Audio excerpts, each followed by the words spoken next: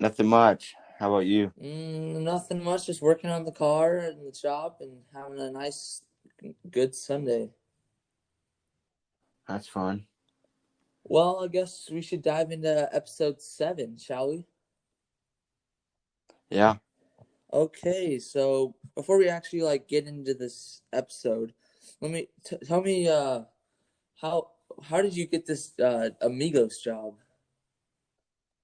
I don't know. I've been looking around for jobs like for 3 months because we're gonna need like sponsors and stuff. And if we're not gonna get all the sponsors we want, so we're gonna need extra money and stuff. And I also want like a high racing computer. So been looking around, and they just hired me after I went to an interview. So how many jobs did you apply for? Like 4 or 5. Yeah, it's you should be good if you apply for at least a couple. Yeah. So, tell me, what did you feel like when you're in your first time in your Okay, so we were at Little Sunset going out for hot laps. I didn't know when to like brake or throttle control or anything, so I was going real slow, and then like I was going like holding half throttle the whole time, and I came off the track, and my dad and your dad started telling me that I can floor it. Then I went out for the heat races, and I was flooring it and stuff. yeah hot It was scary at first. hot laps is when the track is sticky and not as slick as it is in the feature, so it's like hammer down, floor it. Yeah. That's What's your favorite part of the night, like the hot laps, the heat race, or the feature? Well, the hot laps is like where you can practice. It's not very fun. But the heat race is like where you get to, it's like sets you up for the feature, but you also get practice for the feature.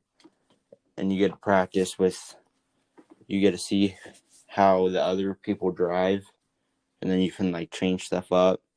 So, but I also like the feature because there's a lot of battling stuff, but I would have to say heat races. Yeah, speaking about battling, let's talk about that battle or a couple of our battles at Crete. Yeah, that was very fun and exciting when we would pull crossovers and stuff. I pulled the slide job on you one time, I think. Yeah, I think we crossed over. I think we pulled crossovers every single lap. Like when I on Yeah, turn 1 and 2, or coming out of turn 2, you would slide up a little bit coming out of turn 2, and I would just pull right under you, and then I would go into turn 3 super low because I wouldn't push you off the track. So then I'd slide up going out turn 4, and then just keep going and keep going, and then when we got by the lap car, I think lap cars are what like deals out the winner. yeah, Because once you get the lap traffic, it's kind of hard. Unless you're good at passing lap traffic, it's pretty hard to pass. yeah. I struggled with lap traffic last season. Yeah, I watched when I watched your videos on on my phone because I can't I wasn't able to race because I broke my thumb. But when I watched your videos, you a couple of your races you went from the last to third. Yeah. There was one heat race in the series at Crete where I went. It was like I went from. Okay, so it was day 1 and 2 that I went from like last to third or fourth in a heat race.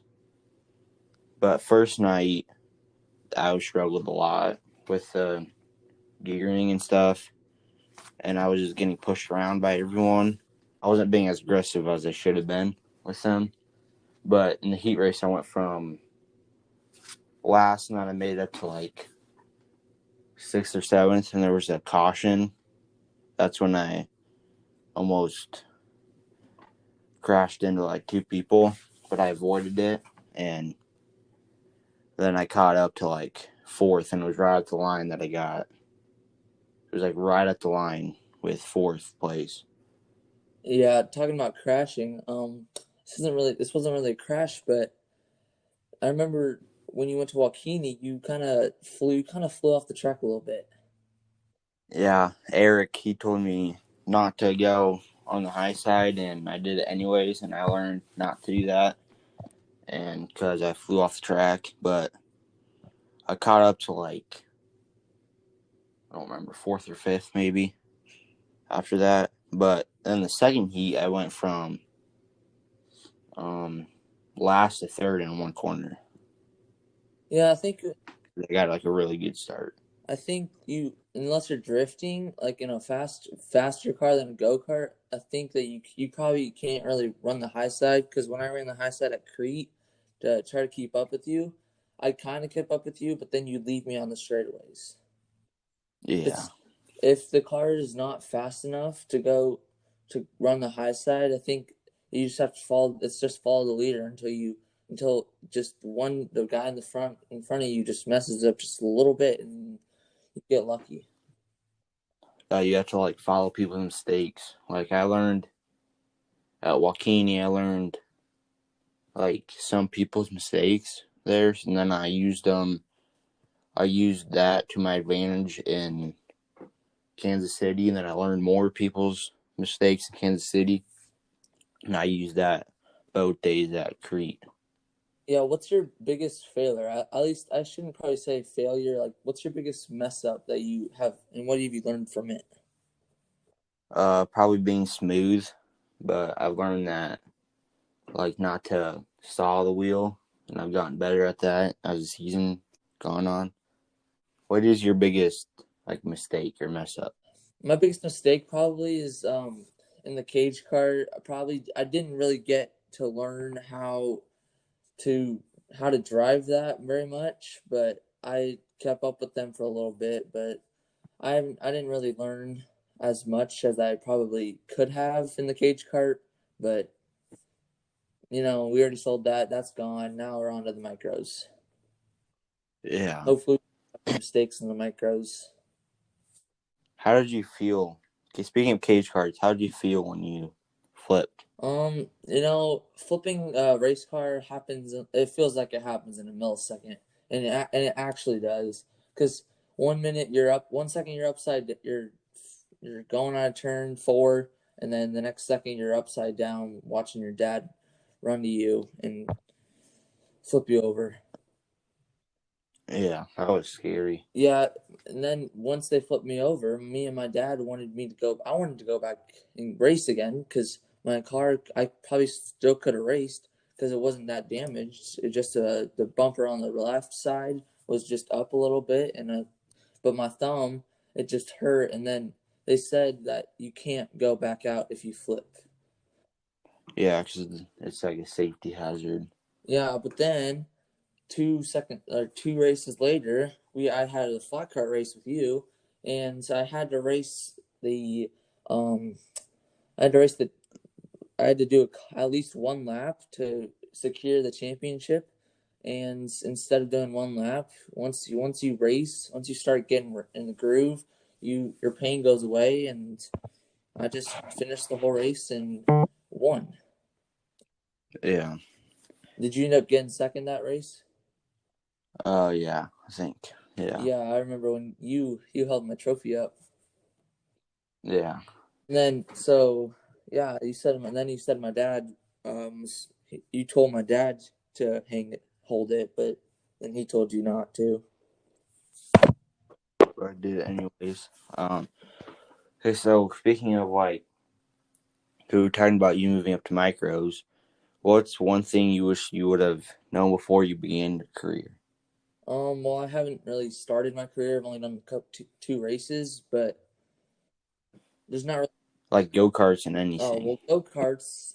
I probably wish I would have watched a couple more videos on like just videos of like Hunt the Front and um like other people that have raced in their carts and just seen what they've done. Probably could have went to other track like probably could have went to the tracks that I've been racing at before the season started, so I knew like what line to run and what to do. and then ask them a couple questions. But yeah, that's pretty much what I probably wish I would have done before the season. Yeah. What do you wish you would have done before you began your career? Probably because we like went straight to like 'cause I don't even remember what we did. I don't even remember how we got into this. I don't know if my dad asked me if I wanted to race or if I asked him, but I wish that I would have, like you said, watched more videos and stuff because, and me and my dad were going to go down to Little Sunset and watch, but we ended up that weekend getting a cart. So I just wish that we wouldn't have gotten the cart that early and I would have watched the races at Little Sunset. Yeah, I think our first race together was both of our very first races in our flat carts. Yeah. And I think I got my flat cart because we both I think you and me wanted to race each other because if I had a cage cart and you had a flat cart, it wouldn't really work. But Yeah. then now we're here racing each other throughout the whole season, battling, Yeah. pulling sliders. Yeah. So So what advice would you give to someone that is trying to get into racing? um advice I'd give to some people would probably be to watch other people's lines, like the people that are winning and winning more races throughout the season, and um, just pay attention to what they run and try to follow what they do and try to follow them in hot laps if you're in the hot lap session, and because that's what I did in my micro, and I just kind of try to follow the A class guys and the outlaw guys in front of me as they passed me because it was my first time. But yeah, Yeah. Last season, I think I watched at Creed. I watched almost every single adult Predator heat race, or not heat race feature, yeah, those because I needed a lot more, like, what do I call it? Not info, but like, I don't know what you call it, but like, I need more info about lines and stuff. So I'll be racing adult this year. yeah. So let's stay on this topic about moving up to or adult predator. You're moving up to that, right? Next season? Yes, sir. Yep. So what are your goals for adult predator? I want to try to get a couple wins. Like if I don't get a feature wins, but I want to try getting heat race wins. And but what I want to get at least a top 5 or top 3 every night at Crete with my, because at Little Sunset it might be a little harder because there's way more. I don't know if there's more carts there, but it's like that track is a struggle for me. Yeah. But I still want to try getting top 5. Yeah. So did you have a favorite track this year? I mean, Joaquin, that was a really fast and fun track. I want to go there at least one time. Maybe not next season, but season after that. Okay. So let's But talk about a couple of those posts or a lot of our latest posts. What would you caption that late model with that late model picture with the brave, awesome girl just taking a picture standing there with what would you caption that? I mean, the quarter panel kind of died, but um, just trying to smile for the camera. Yeah, I think that was my I think I saw a couple comments or just one comment, and I think that was my favorite. It was smile for the camera, and it's pretty. I don't know how I don't know how brave you have to be to stand that close to a late model going what 90 miles an hour. Yeah. Yeah. So what are some what are three people that have helped you along the way? Like, who are some people that have helped you gain your confidence and got you faster? Well, definitely my dad and Eric and you guys. Why is that? I mean, you guys have like helped me every night, and you battling with me and stuff made me like that. Not everyone that like I could still be aggressive, because you know how like I'm aggressive and stuff. Like I bump you and stuff. Yeah, I got got a little bit of orange on my tires, but Robin's Yeah. racing. Yeah, and then Eric has helped me with getting my cart as fast as Ben. He scaled it. We used his scales, and we'd park by him every night, and he helped me with the line at Little Sunset that I'll use next season. I think I should still remember. Yeah, I do still remember the line. And then my dad has helped me like he gained my confidence a lot with winning and stuff. Because I used to think that I'll like never win at Little Sunset and stuff, and like he gained my confidence that next year I can do it as an adult. Yeah, so are you planning to keep the white and orange car, or are you gonna change it up a little bit? I don't know. Because I Yeah, started out as the black and green car, but then you changed it to white and orange. Are you gonna keep yeah. it that way, or? I don't know yet. I want to I want to I want to like do something where I keep orange and white, but I like switch the colors. But I don't know how good that would look. Yeah, you don't know until you try. Yeah. So going back onto the posts, would you rather race on a fast hammer down stick track or a slow slick track? I mean, well, there was a couple tracks in the series. Like, I don't know how to explain it, but Crete on day 2 or night 2 of the series races, it was like slick. It was like dry slick, but it was like really fast. Because on the videos, it would look like you were like shooting out of the turns on the straightaways, and then like you'd be like it would feel like you're on the straightaway for like not even a second. Yeah, that's what it felt like at KC and my micro. It was. I think that track's just a circle. Yeah, it felt like that. And it was KC was slick, but I would have to say like dry slick.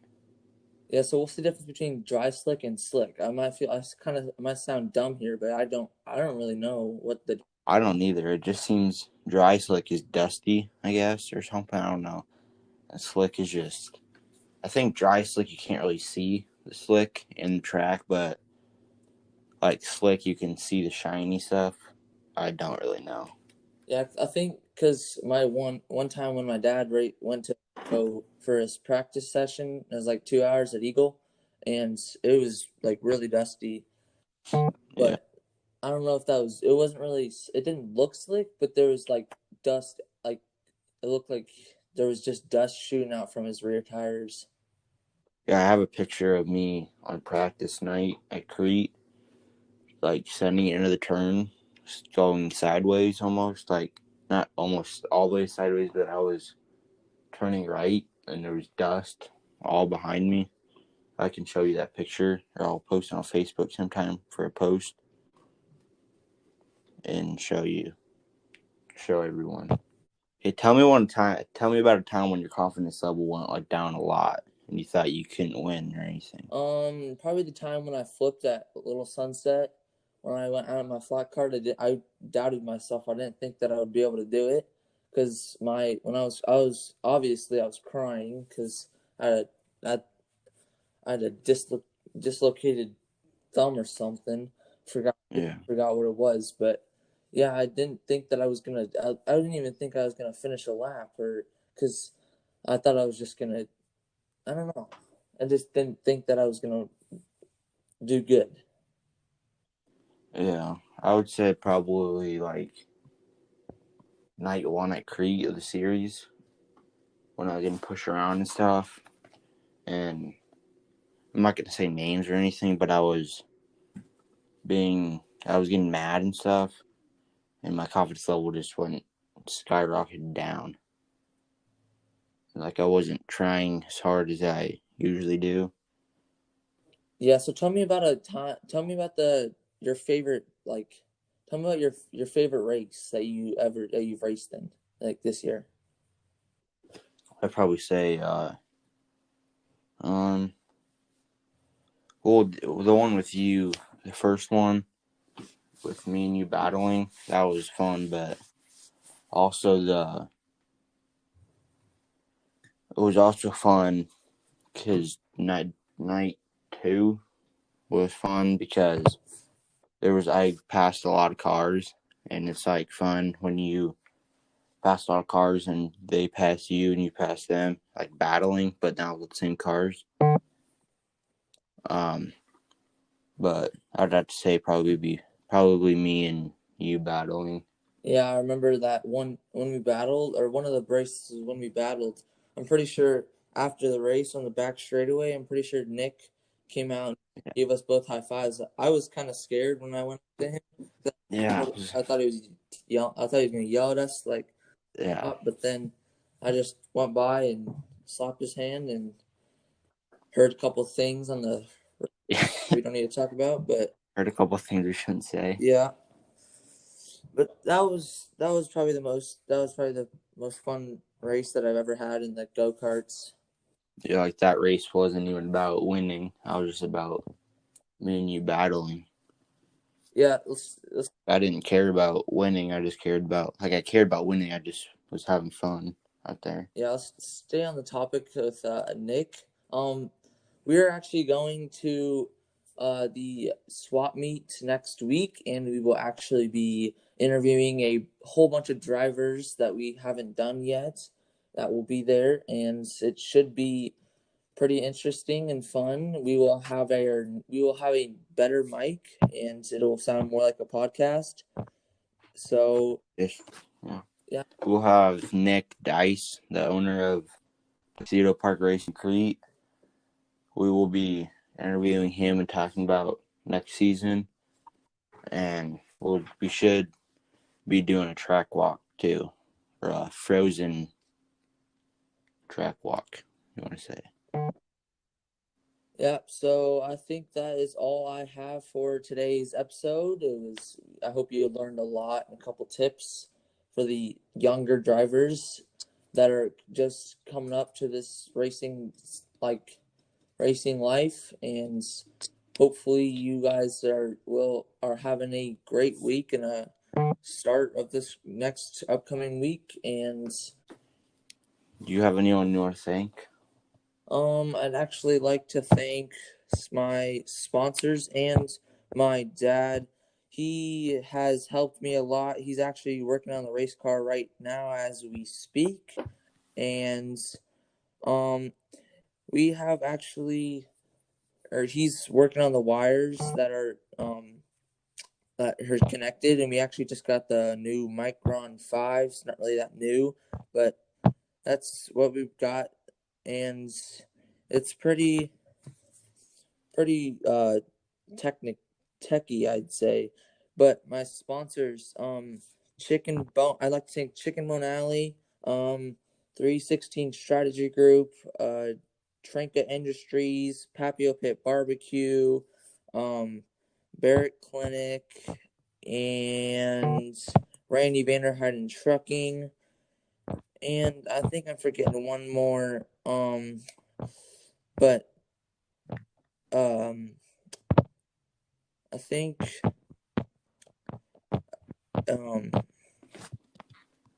5 Star Custom Designs, and oh yeah, Full Tilt Racing and Fabrication. They actually gave me a couple of 5 bumpers and a couple one hat and a couple shirts for me and my dad. They were the sponsor light up for last week, and I can't forget the biggest one of all, Forward Bite.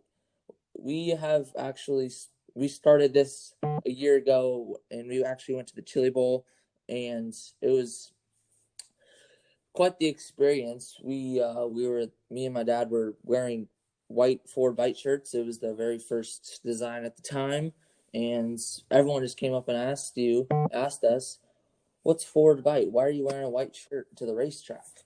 And we just told them what Forward Bite was, and that's how we grew our Forward Bite, and still growing right now. And we actually just came up with a new design with Loose Video. You can go check that out at Loose Video's Facebook page. Do you have anyone that you like to thank?